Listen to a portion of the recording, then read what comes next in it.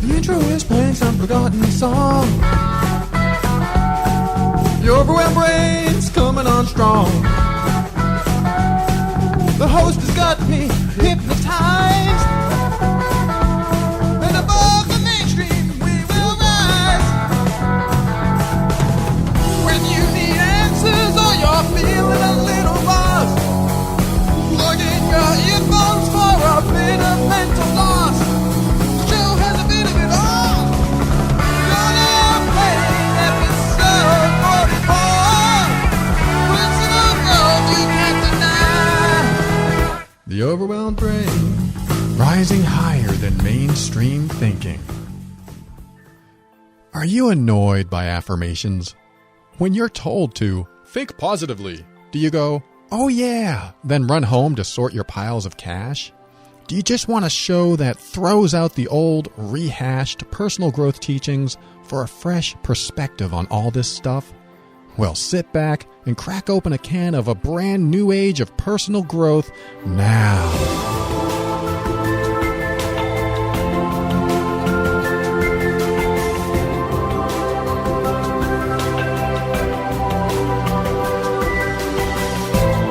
Hello, this is Paul Coliani, the host of The Overwhelmed Brain, the personal growth show for the critical thinker. Every week I discuss practical, down-to-earth steps to help you improve yourself and your relationships. We'll talk about why we do the things we do and what we can do to reach higher levels of happiness and lower levels of stress and overwhelm. I'm here to help you create positive changes in your world. Expect to feel empowered with every episode you listen to. And if you're new to the overwhelmed brain, you may notice I can be a bit cynical sometimes. But that's only because I do whatever it takes to help you get the resources you need to create the life you want. Today's sponsor is me.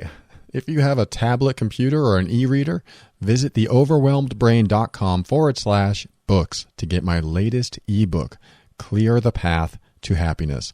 It's about what you can do to clear all the obstacles that prevent you from being as happy as you deserve.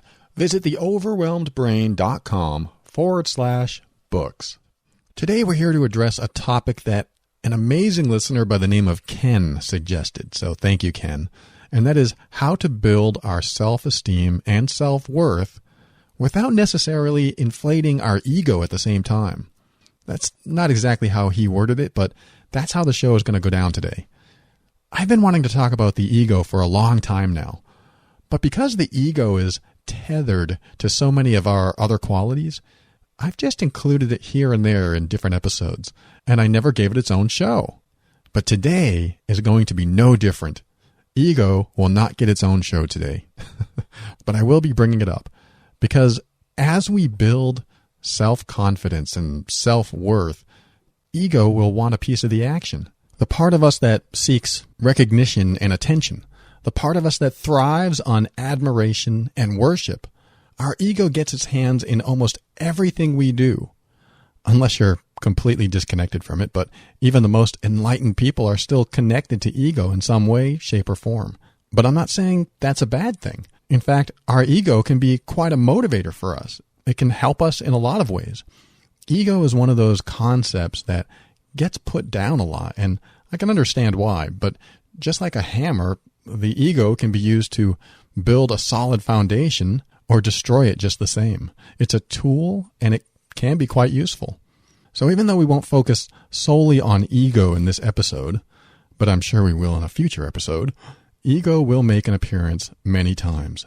After all, it is a part of us, an important part that can actually be nurtured and evolved in a healthy way so that it motivates us to succeed and be productive in our lives. And for those of you who aren't sure what ego actually is, let me give you my definition so you have a reference when I mention it. Ego is the desire to include yourself in the experiences of life. Well, isn't that simple to understand? Not really. But look at it this way. Whenever you desire to include yourself in a conversation or a situation or even a thought, you are activating the ego. For example, the comment, "I went to the store," includes ego in the sense that the sentence and the thought behind it includes yourself, I. in telling someone else that you went to the store. If, however, you had no desire to tell someone you went to the store, you would not be engaging the ego, at least in the narrow context of that particular example. This is sort of a challenge to comprehend, I realize, but that's good. It should be, because the ego isn't really something you can grasp.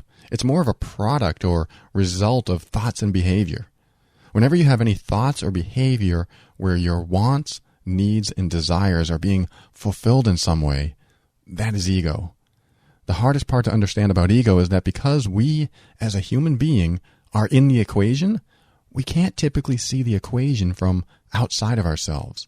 And when you include yourself in the equation of everything you think, do, and say, it's nearly impossible to step outside of everything you think, do, and say to perceive the equation from that perspective.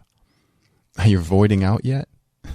This is why I haven't had a show on the ego yet. It's so abstract and so challenging to talk about, mainly because how can you talk about ego when ego is all around us? It's almost like explaining a color to a person who's never been able to see. Like that line in the movie The Matrix. The Matrix is everywhere. It is all around us. Even now, in this very room. You can see it when you look out your window or when you turn on your television. You can feel it when you go to work, when you go to church, when you pay your taxes. It is the world that has been pulled over your eyes to blind you from the truth. Our ego is everywhere. It is all around us. And because it is how we identify with reality and ourselves, we usually can't see it because we're in it. But let's really simplify things. After all, no matter how much we talk about the ego, the labels and the definitions we give it will only send us all into a deeper, voidy state of presence. Of course, being present is very close to letting go of the ego, if you're at all interested in doing that. But for the sake of this episode, let's just say that ego is that thing that can either get in the way and destroy relationships or help us achieve personal goals and push us farther than we would have gone had it not existed. Without ego, you can sit and be present, knowing that the world is fine as is. With ego, you move, take action, and pursue life according to your wants and needs and desires. The ego can be nurtured and used for motivation to reach higher levels of success in life, and it can also be used to create overconfidence, self-absorption, and arrogance, closing your mind off from compassion and empathy and, quite frankly, reality. And let's not even get into what reality is, otherwise this episode will never get off the ground. By the time this episode is over, you'll learn how to build your self-esteem and self-worth, while at the same time nurturing the ego so that it doesn't inflate and become corruptive and controlling. The ego can be a great tool for good in your life. Wait, didn't I say this show wasn't about the ego? It sure seems that's all I've been talking about. Well, we'll see where all this talk takes us. What we really want to focus on, however, is how we can create the inner confidence and worthiness in ourselves so that we can tackle the challenges in life. And that's really what it comes down to, being prepared enough to handle the challenges that come along. After all, challenges do come and will continue to show up throughout life. But with a strong sense of self, yep, I know the ego is in there somewhere, and an inner strength, then all of the outer stuff that happens won't be so debilitating when it does. And speaking of that outer stuff, let me share with you a little story.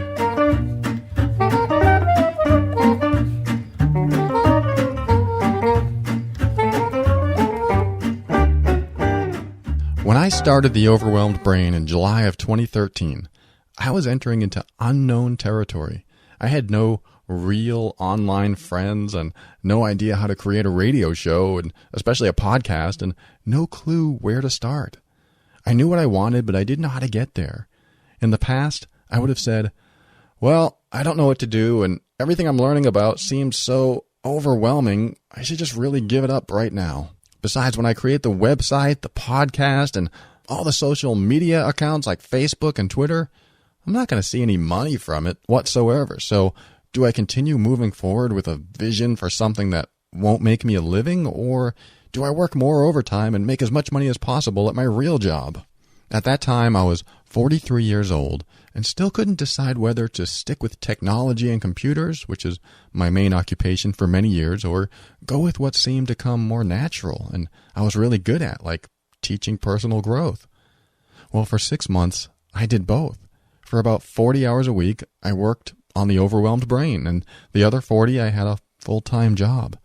My life was all about eating, sleeping, washing up, and working, and that's about it.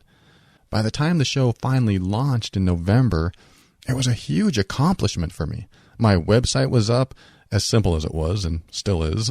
My Facebook page had some engagement, and I had made quite a few online friends who helped greatly along the way. I started with nothing, knowing no one in the field I was entering, broadcasting. I had no equipment and had no clue how to get my show out to the masses. Yet here we are a year after the initial thought of it all, and I sound like I might finally know what I'm doing now. But if you've been listening from the beginning, then you know that my show has gone through some changes along the way. The reason for the changes has to do with my own personal growth and evolution throughout the year. The very first thing I was told from all the online resources I used to help me was to believe in yourself. And not only that, be yourself.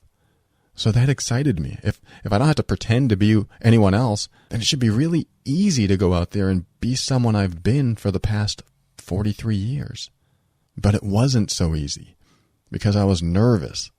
So when I got behind the mic, my voice was really low and monotone, and I was afraid to express my emotions or be charismatic or animated.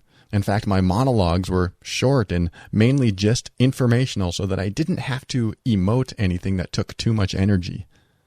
Well, after about 6 or 7 episodes, I started getting more comfortable. I started being more expressive and more down to earth. I was getting into the groove, and I felt good knowing that I could now really be myself to the world. So with this creative license, I pretended I knew what the world wanted to hear. The complete me, my unfiltered thoughts, my singing, my comic skits, all skillfully wrapped in a personal growth message. But the world stopped listening. I was losing listeners, and as much fun as the shows were to do, they were also extremely time-consuming too. So as my thoughts started wandering into the notion of giving up, I decided I just needed to shift things around a little. After all, the direction I was heading wasn't working, so I'll just head another direction to see if that works. And right about that time, I got a message from someone telling me how great my show was, but that I was messing it up by slipping in humorous skits and songs throughout.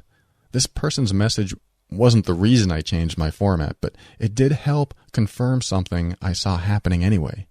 So I took it as validation that I was doing the right thing by changing the format of the show and taking out what wasn't needed.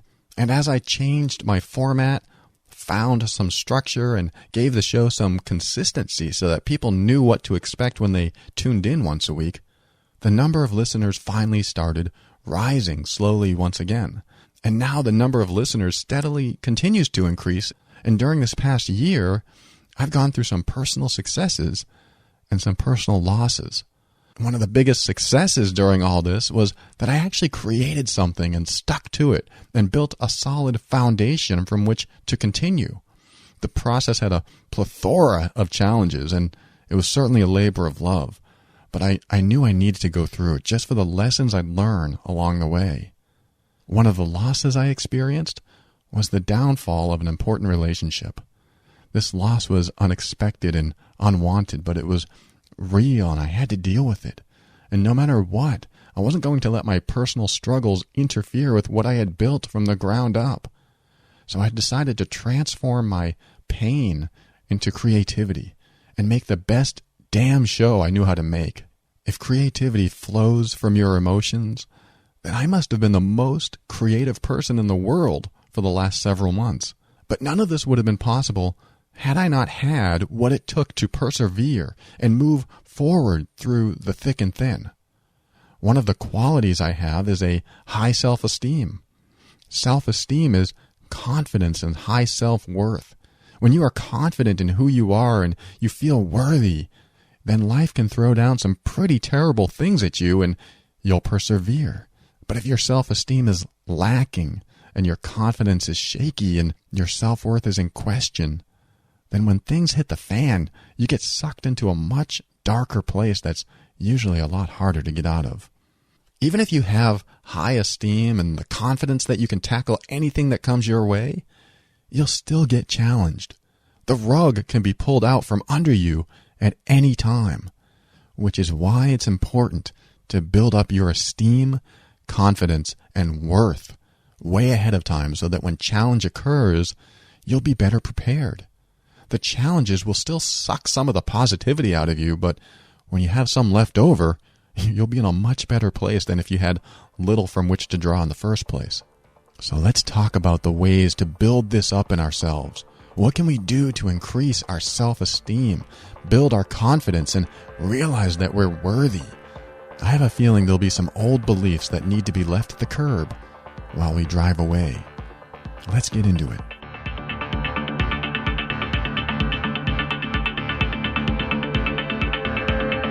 Last week we talked about humility, which is when you view yourself as having low worth, low value, and little importance. There were some great lessons on how to avoid or prevent humiliation from happening to you. But this week we're going to talk about some more effective methods of building self-esteem and self-worth.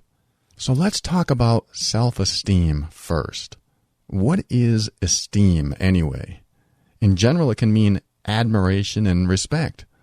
For self-esteem, it tends to point out the level of positivity or negativity you have about yourself. If you have high self-esteem, you feel pretty good about yourself. And low self-esteem is quite the opposite. Most people want to have a high self-esteem, but don't really think in terms of, how can I raise my level of self-esteem? Most people think like this: I'm nervous, or I'm too scared to do anything about it, or what if that person doesn't like me? Can you see a pattern here? They all emphasize the negative instead of the positive. We tend to get stuck on how we feel instead of what we want. Think about that. When you feel low, you probably check inward and confirm that you do indeed feel low. This is actually a good first step to feeling better. Check inward, confirm how you feel, and check for other emotions while you're there. But let's not move ahead too quickly yet, because we haven't even talked about self-worth yet. Self-worth is a close relative to self-esteem, but here's the difference I see. Self-worth is usually how you perceive yourself through other people's eyes. We develop self-worth early on in life, and I know that there are those of you out there who can totally relate to this next question. Have you ever felt like you didn't mean much to someone? And when you think about that time, did that lower your self-esteem? Self-worth usually develops in childhood, and self-esteem is the result when you're an adult. Isn't that an interesting perspective? Self-worth is when you take what others say about you to be true. And self-esteem is the combination of all those times you took what others said about you to be true. Of course, nothing anyone says about us is true because it's all interpretation anyway.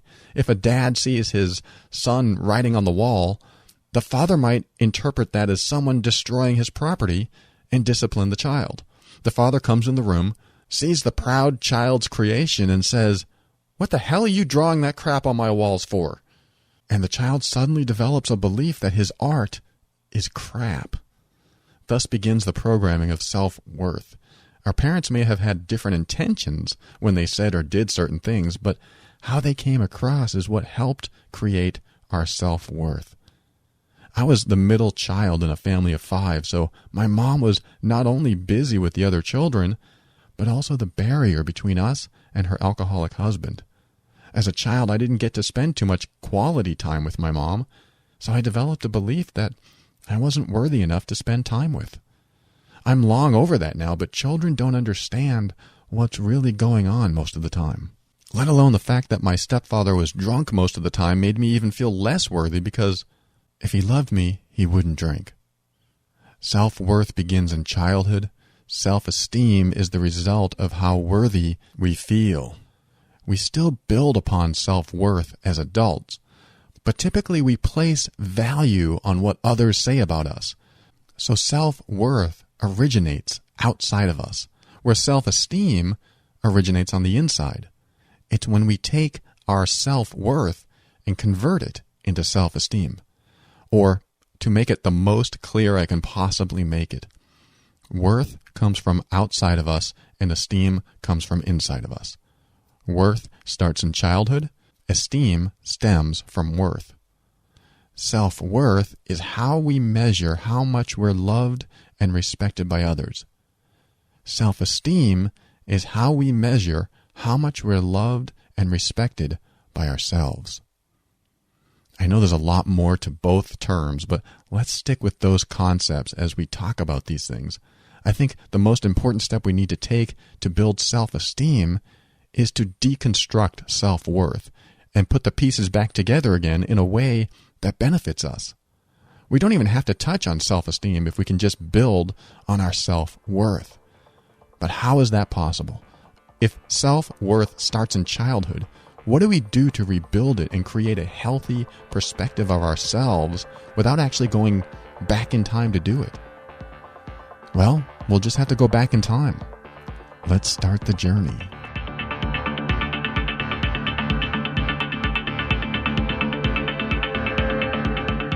This is one of those wandering episodes where you'll be wondering about where you'll go next. So before we wander, just know that if the journey ever becomes too challenging, all you have to do is press stop and come back to now. Some of you may have some trauma in your past, and I want you to feel completely comfortable during this journey.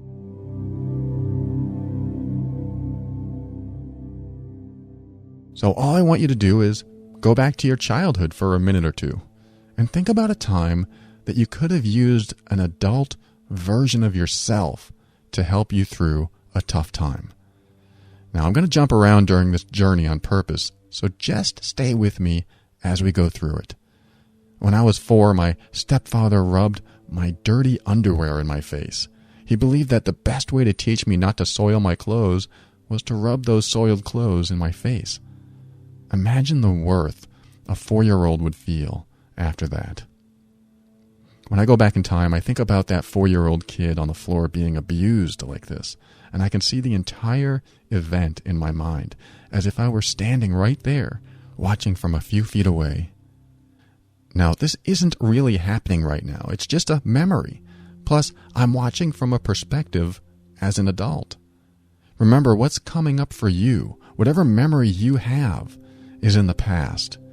You are now an adult in this situation, in this memory, looking at yourself as a child in that situation, whatever situation that is for you in the past. Now, as we travel into the past, I want you to make sure that if you're driving right now, turn this off and do it later. This is a deep process, and I want you to drive safely now. Otherwise, if you're not driving, stay with me as we go into your past, and if you'd like, I can go with you. In the event that you're thinking about, you can be there as an observer, watching yourself and whoever else is involved. And if this is too traumatic, then come back to now and just relax until you're ready. Or just visit another time and place in your past that isn't so traumatic. When I watched myself as a child, I could see that I needed help, but the person I would normally reach out to for help was the one I needed help from. So I was confused and suffering. I can look down at myself and my stepfather, and now, in this memory, I can see what I needed at that very moment. What do you need in the memory you're recalling? What is it that the child in front of you, who is going through the event, needs right now? Let's give that child something they can use for the rest of their life.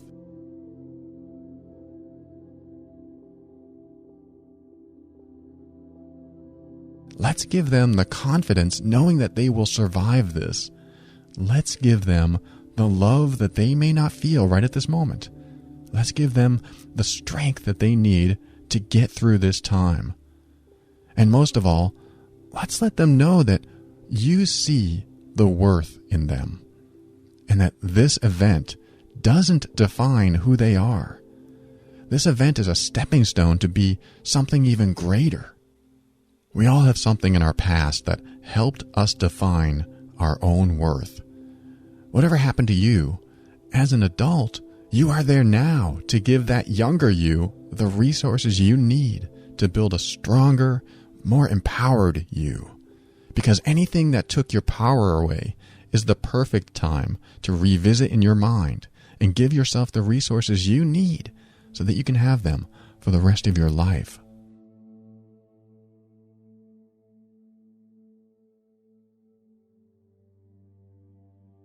When I look down at myself, I can meet my own eyes and share the strength and power that I have now with that smaller version of myself.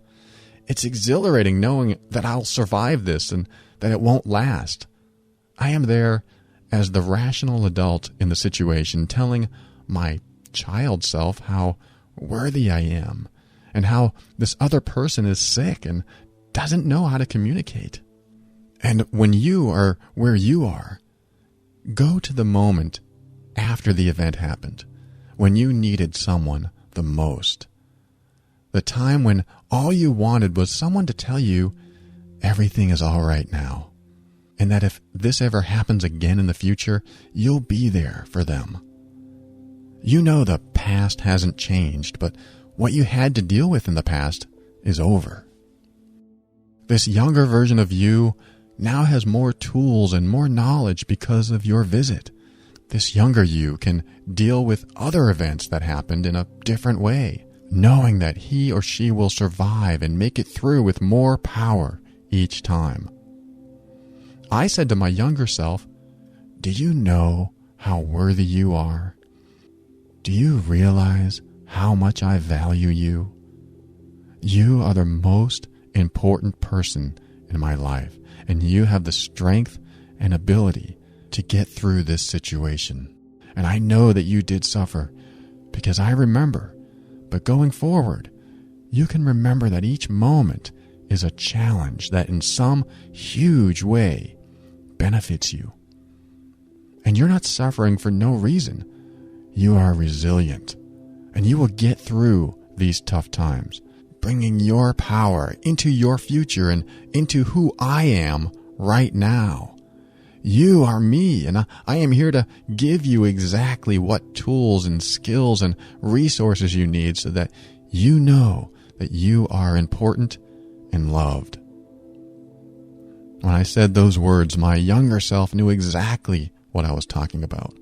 Yours will too, because whether you're a child or an adult right now, time doesn't matter in the mind.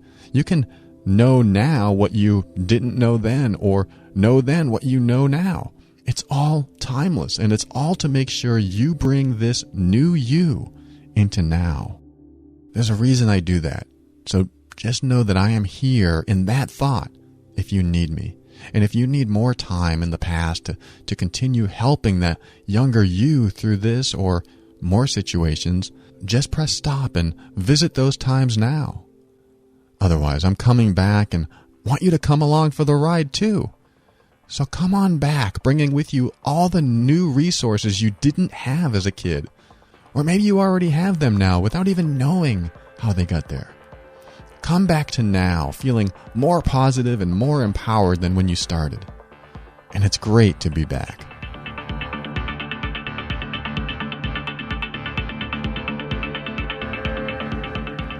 The event that I talked about from my childhood was one of those events I felt like it was important to revisit. After all, that event planted the seed of certain phobias I had to deal with when I got older. It's crazy what some of our parents and caretakers did to us when we were kids, isn't it? An interesting side story to what happened to me is that I visited my hometown a few years ago and decided to make a stop at the house I grew up in. This is the house where that event took place. Well, I saw a couple outside working in the yard. I approached them and told them I grew up in this house. They immediately asked me if I wanted to come in and take a look. I was shocked because they were so open and friendly and totally willing to allow a complete stranger into their house. So I accepted, and I got to see a part of my history. They showed me around, but what I really wanted to do was stand in the spot where I was abused and look down where it happened. I did that. I stood there, and I just remembered it for a moment. It was just for a moment, but I wanted to make sure I was truly over the event that happened in my life.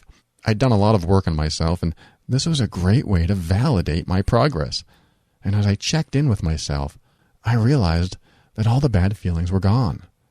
And I smiled, knowing that I made it through and became the person I am today. I quickly snapped back into the present moment, and they showed me the rest of the house.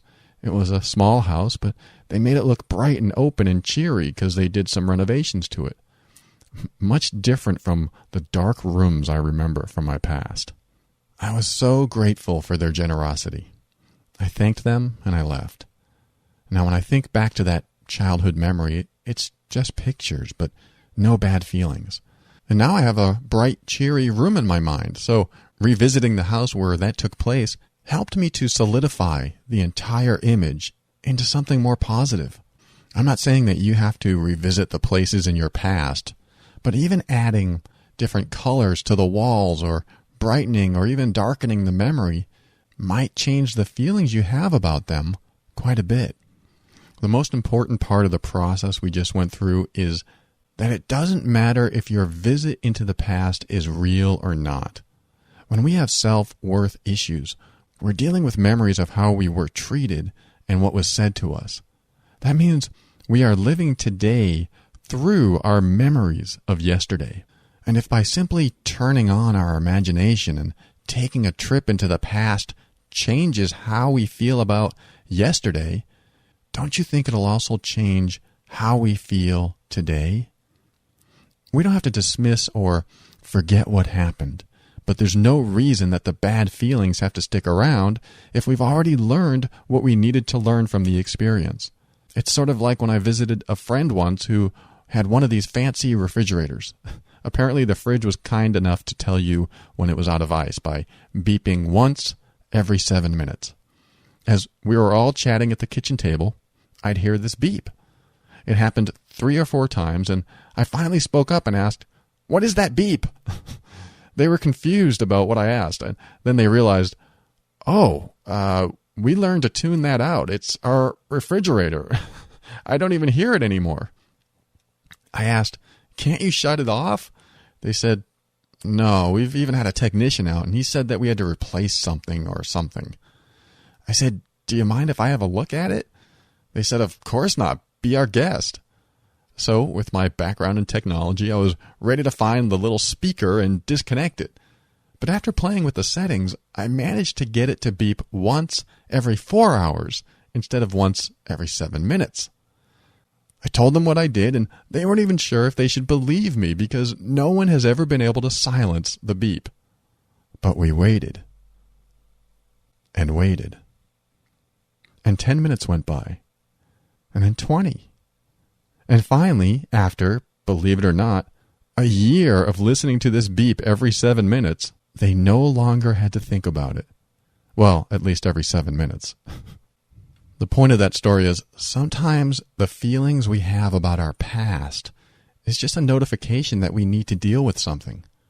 But my thought is, when you already know you have to deal with something, why should we continue to have the bad feelings about it? When we can walk through an exercise that minimizes or gets rid of the bad feelings, then at least we can silence the beep. Sure, we may still have something to deal with, but let the bad feelings go so that you can deal with it from a place of clarity.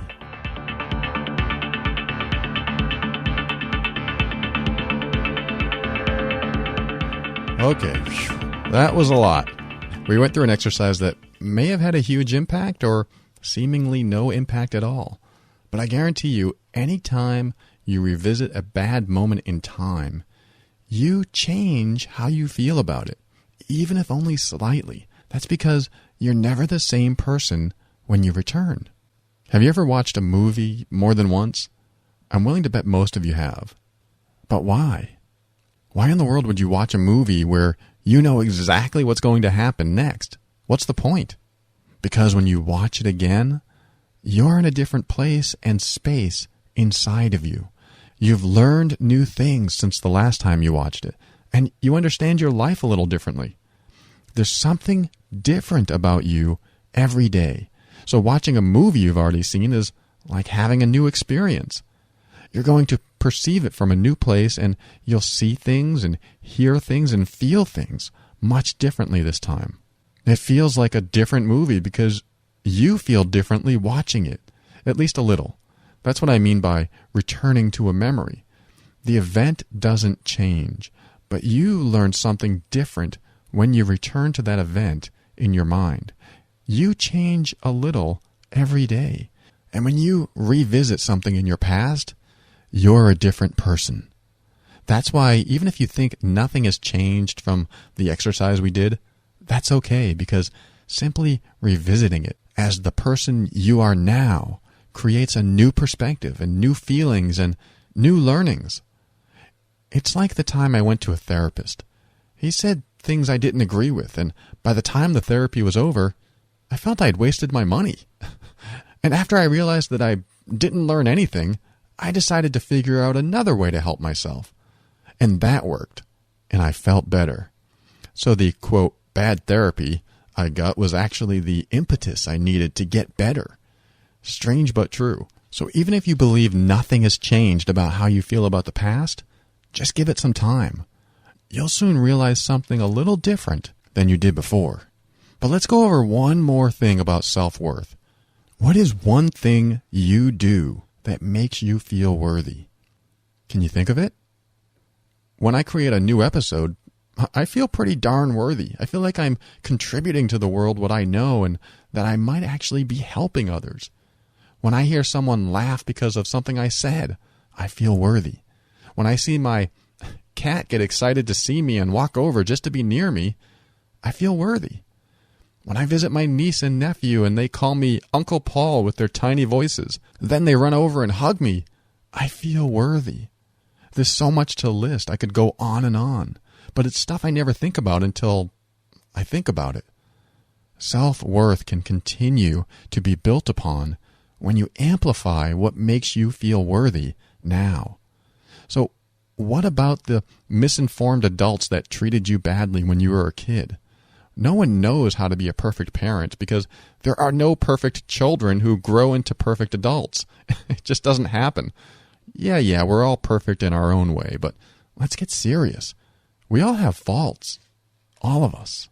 We have to come to terms with that, because when we lack self-worth, we can say, well, my dad had his faults, or my mom had faults, or whoever played an authority role in your life. They had faults. Now, what I'm about to say goes against the grain of typical personal growth teachings. Of course, you longtime listeners are probably already aware of that in this show, so just know that the following statement is no exception to this. And here it is. You are not perfect. You have faults. You are just like me in the sense that I have faults. Can you imagine what it would be like if you embraced your imperfectness? It would be so liberating. The reason I emphasize how imperfect we all are is because it helps us to be a tad more compassionate towards everyone else, even ourselves. Also, because when we think of our caretakers when we were children, and we remember the mean things they may have said to us or the mean things they might have done to us, we can say, yep, they had their faults, and they were doing what they believed they needed to do to survive. Their faults made them say and do things that they wouldn't have had they been perfect. In other words, they couldn't have been any better than they were because they weren't perfect. We are not perfect. And maybe that's something we don't hear enough. And maybe if we heard it more, we'd be prepared when the stuff hits the fan. Isn't that a great piece of advice from a personal growth coach or motivational coach? You are not perfect. And when you can embrace all your faults and see others just as imperfect, you will be liberated from your own emotional prison. Yes! Now you can start enjoying life.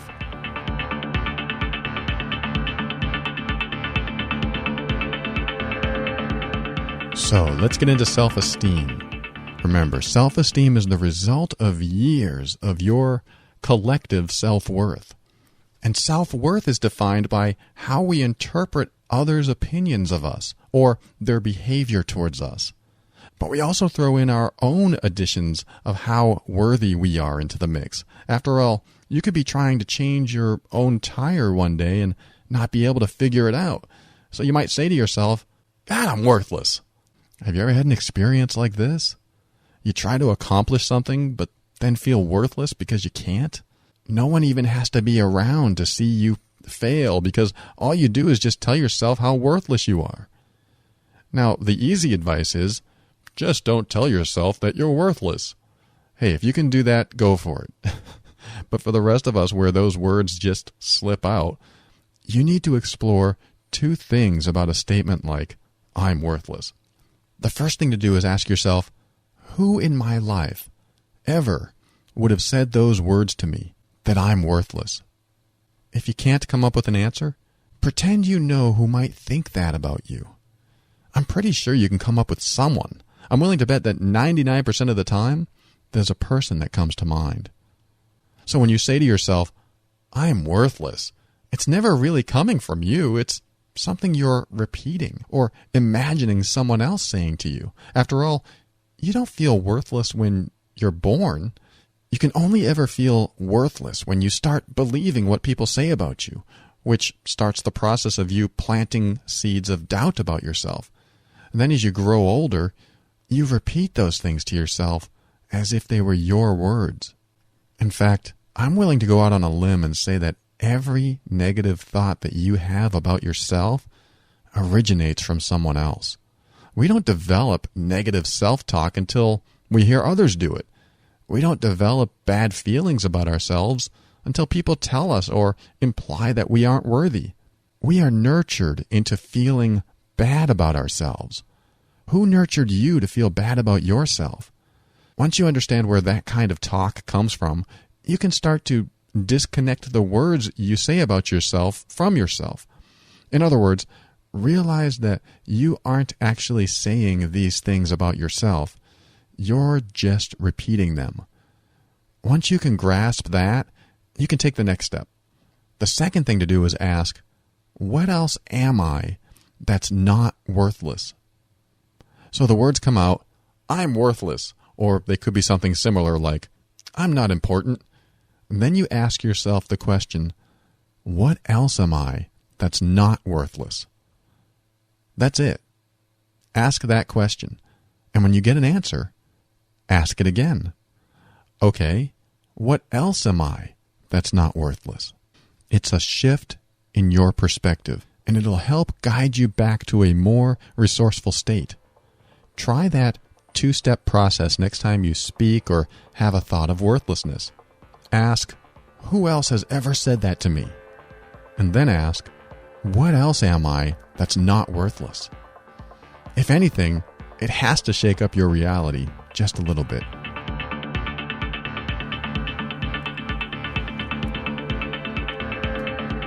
Now, let's talk about several practical ways to build self-esteem.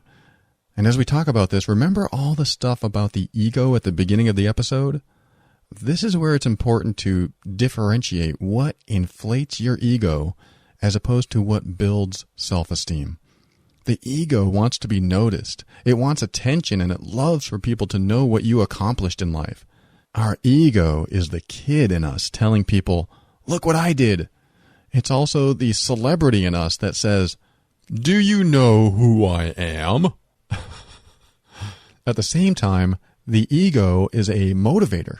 It's something that can drive us to better ourselves and enrich our lives. It can cause us to be braver than we feel and even make us feel so alive that we keep moving forward in a direction that benefits us and those around us. Self-esteem and ego sit side by side, and both can rise equally when it comes to learning and growing and self-empowerment. For example, you can get a compliment at work, which may make you feel worthy, which builds your self-esteem, which can also build your confidence. But if you develop an attitude of superiority over others because of it, then your ego decided to get involved. As you build your self-esteem, Don't worry too much about your ego. After all, there's nothing wrong with a little higher than thou feeling every now and then, as long as you bring it back.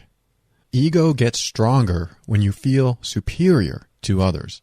Self-esteem is internal and helps empower you to take on challenges. Ego goes external and makes sure everyone knows that you are the person that can take on challenges. Your self-esteem guides you to lead yourself first, then lead others by default. Your ego will make sure you tell others that you are a leader.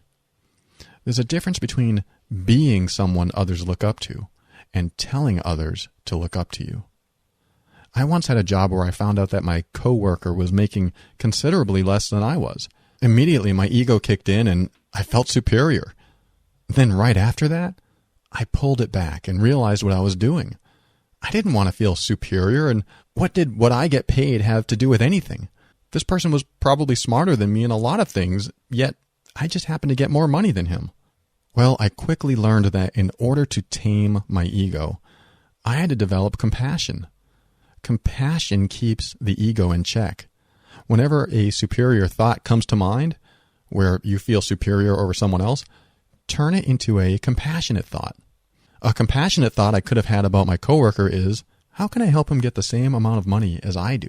When you're able to be compassionate, this actually raises your self-esteem. How you feel about yourself moves into a more positive light when you feel helpful towards others. But once again, I'm not here to talk about ego.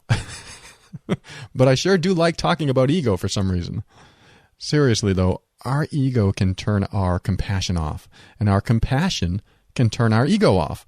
I don't know if we can be egoic about the same thing we are compassionate about. I know that a person's ego will turn off when they run into a burning building to save a kid or an animal. That's all compassion. But can you have ego and compassion at the same time? Perhaps about two entirely different things, I guess, but the solution to making sure the ego doesn't inflate when we build self-esteem is to turn on our compassion. Now that we got all this talk about ego out of the way, how can we build self-esteem? We already covered one important method: be compassionate. Compassion is when you care about others and want them to be well. The more compassionate you are towards others, the more good you feel about yourself. It's almost an automatic thing. If you don't believe me, pay for the person's meal behind you at the drive-thru one day. After you do, park where you can see them and watch their expression. I bet you'll feel really good about that. Of course, if you walk over to the person and explain, "Hey, I just paid for your meal, just wanted to let you know," then you've turned your compassion off and let your ego take over. So the more compassion you have, the more your self-esteem has no choice but to build in a healthy way. Another thing you can do to build self-esteem is challenge yourself. My sister does this by hiking. She found a trail that leads to an amazing view of the lakes in New Hampshire. She took me on the hike, and by the end of it, I felt like I accomplished something. It was like I was proving to myself that I could do it. What can you do to challenge yourself? Here's another story of someone who challenged herself. My mom never graduated high school. She got pregnant at 16 and never went back to school. She did a great job of raising all of her kids, and I'm sure she feels good about that. But something always bugged her about not graduating high school. It was something she'd always felt a little down about. So a few years ago, she decided to get her GED, which is the equivalent to a high school diploma in the U.S. She didn't need to, as she didn't need to get a job or anything, but she wanted to build her self-esteem and prove to herself that she was smart enough to finish high school. So she took the classes that prepared her for the big test, and she passed everything except math. But that didn't stop her. She was determined, and she decided to hit the books and classes once again, and within a couple months was able to pass the math portion, allowing her to finally get her diploma. I chatted with her just today on this subject, and she's still proud of that accomplishment. What can you do that challenges you? What can you do to push yourself a little bit to get past that comfort zone? Maybe filling in the blank to this statement will help. I've always wanted to blank. And if you can't think of anything for some reason, then think of something you can do that you know that will give you a sense of accomplishment. With accomplishment comes esteem.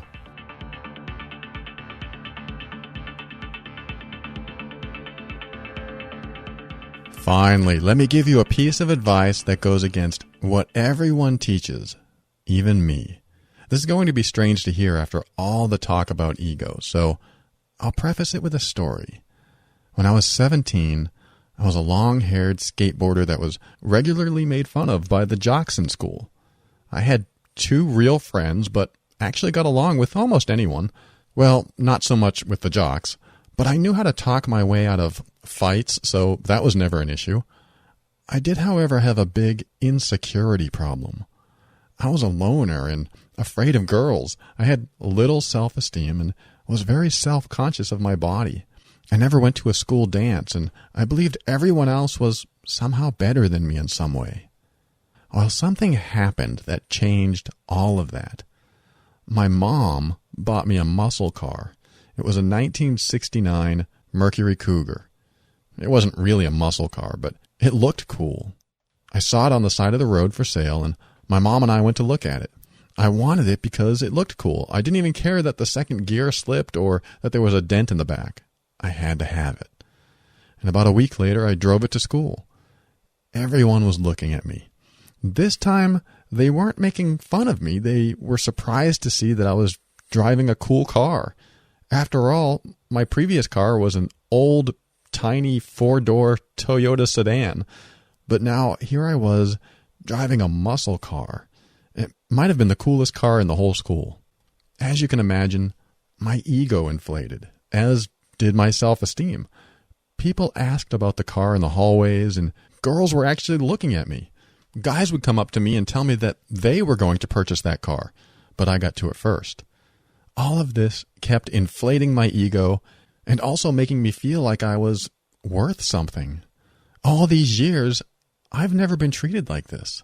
My confidence level rose, and I just became happier overall. This was the pivotal moment in my life that transformed me from a complete introvert to at least a partial extrovert. I ended up selling that car a few months later, but whether I had kept the car or not, the shift had already occurred inside me, and I was a new man. I just felt good about myself after that. And this leads me to the advice that goes against what I've been talking about so far, and it's this. Please your ego just enough so that you know what it's like to feel empowered. And when you start living with more confidence and more self-assurance, back off the ego a bit and find your balance. This is the important part, to back off to find your balance. It's sort of like the scale at the doctor's office. They always push the weights too far to the right and then pull them back slowly to the left to figure out what your actual weight is. Feed your ego so that it goes just beyond where it needs to be, and then back it off a little. You remember how to back it off, right? Compassion. When you turn ego into compassion, you can scale it back. But my point is this. If you find that no matter what you do, you can't build your self-esteem, and you still feel a little insecure or a lot insecure, sometimes you need to go beyond the normal limits to balance things out a bit. This could mean buying a fantastic outfit or suit. It could mean impressing people with one of your talents. Maybe it means getting your teeth whitened or even buying a cool-looking car like I did. Whatever will inflate your ego to help you gain enough traction so that you know what it's like to feel empowered. Then when you feel it, ease back on the ego, and you may find that your self-esteem is now where it needs to be. Sometimes you need to know what something is like so you know what direction to head. For me, I never knew what being secure in myself was like until I got that car. Luckily, I didn't let it go to my head, and I was willing to sell the car once I felt good about myself. That's not necessarily why I sold it, but selling it did come easier once I knew that I could keep this self-esteem whether I had the car or not. So yes, fill your ego and then bring it back. Just be aware of where your ego is at all times. You do this by checking in on yourself and asking, do I still care? Am I still compassionate? Do other people think I'm snobby? Sometimes just being aware of how we're behaving is all we need to do to get back to that homeostatic state of being ourselves, that balance between too much and too little of who we are. When we are aware of ourselves, we stay in a more compassionate place. When we lose that awareness of ourselves, that's when ego takes over and the fake self-esteem kicks in.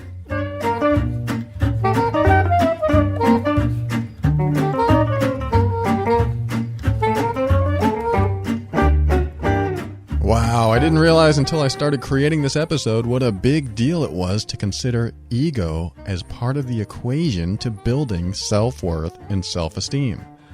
But it is, or it can be. Some people are at a point in their lives where all they want is a little self-esteem.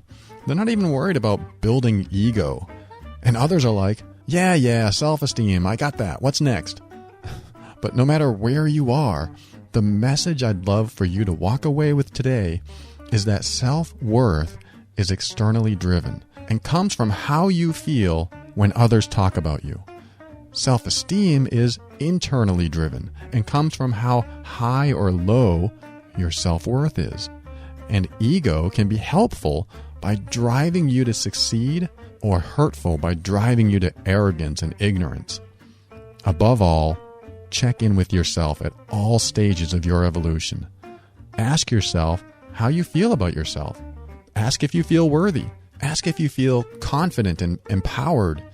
And when the answers are no, it's time to take steps to improve that. Use the steps I've outlined here or come up with your own. And if nothing else works, then go a little bit extreme and inflate that ego. Get a taste of what power feels like. Get a taste of confidence and security. I knew someone who took a martial arts class because she wanted to feel empowered. She wanted to be in charge of her life. What will it be for you? When you make it a mission, it becomes something to act on. Make it a mission to build your self-esteem. That very thought alone could start the process before you even do anything.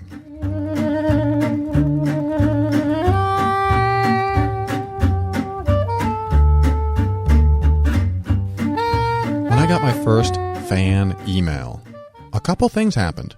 First, I felt honored. I was amazed someone was listening and I had to share it with my friends and family. Second, I felt unworthy. After all, who would listen to me?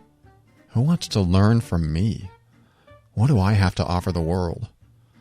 This message was high praise for what I do, but I almost couldn't believe it.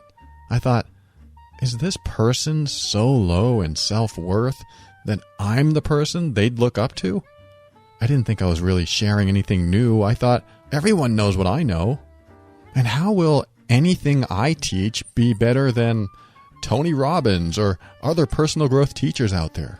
What if everything there is to learn has already been taught by someone else out there? Why is this person writing to me when there are so many better teachers out in the world? So I had to introspect and figure out what was going on inside of me. What I was feeling is known as the Imposter Syndrome. This is where you feel like you're an imposter and you shouldn't be teaching anyone. It took a while for me to work through this. I was feeling like an imposter for months until a friend of mine said, "People are already listening and learning from you. You are already the teacher. There's nothing more you need to do except do more of what you're doing." He said not to fear it, but to jump right into it. Don't hold back. Do more instead. Well, when I got that through my head, I realized that I do provide value and that my experiences in life and my training and everything else I put together in my head is valuable to someone else. This is what it's like for each and every one of us. This is what it's like for you.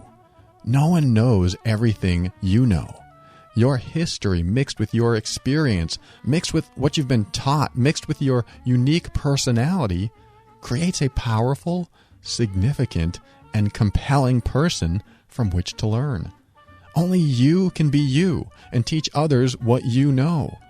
It doesn't even have to be complex. It could be just teaching someone else how to plug a wire into a DVD player. Believe me, people get paid to do stuff like that. This is why I always say that you are worthy.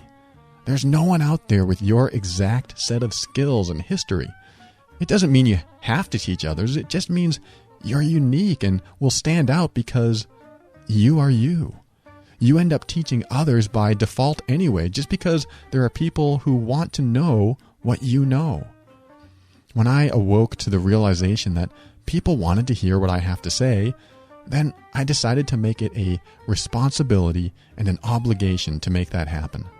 I didn't wallow in self-doubt for very long. In fact, if anything, I became even more knowledgeable in my field. I didn't just look stuff up and relay it to the masses. I drew upon my own history and experience because I knew that information like that, my unique blend of learnings and life lessons, could be found nowhere else. And when I think about Tony Robbins and how he seems to have the answers to everything, I remember that I've met people who have no clue who he is. I've also met people that don't even resonate with him either. In this episode, I didn't go over comparing yourself to others, but that is also a step towards higher self-esteem. When you stop comparing yourself to others and fully immerse yourself in your own uniqueness, you will bring something really special into the world.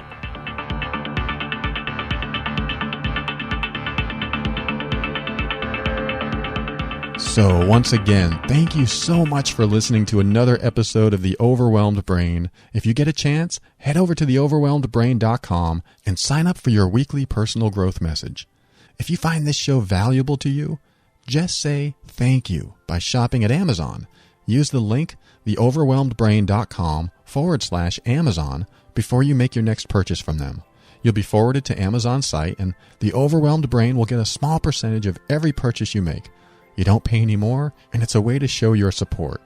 I want you to really soak in the fact that you are more worthy than you could ever imagine. And it doesn't matter what kind of crappy things people told you as a kid, because all of that is just fluff anyway. People say things and do things to us while we're children, and we start believing that we're not special. But the people who raised us and took care of us were far from perfect. They had their faults, just like we have ours. In fact, the more perfect you try to be, the worse your life gets. So just think of those imperfect people that we called dad or mom or whoever. They were trying to not only get a handle on their own lives, but trying to raise kids too. Embrace who you are and breathe in that potential because it's right there. I believe in you. And no matter what happened in your past or what's going to happen in your future, always remember, you are amazing.